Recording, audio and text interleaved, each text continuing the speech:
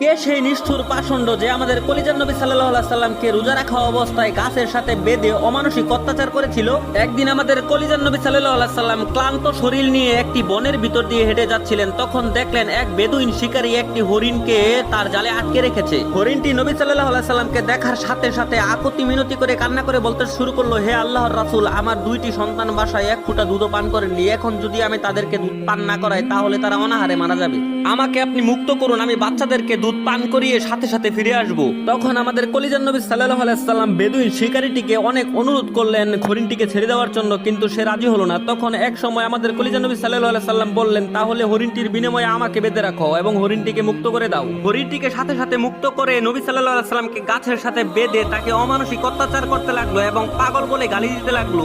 এমত অবস্থায় হরিণটি দৌড়ে বাচ্চাদের কাছে গেলেন। হরিণটি যখন কান্না করে তার বাচ্চাদেরকে এই কাহিনী বলল, তখন বাচ্চারা চিৎকার করে কান্না করে বলল, আমাদের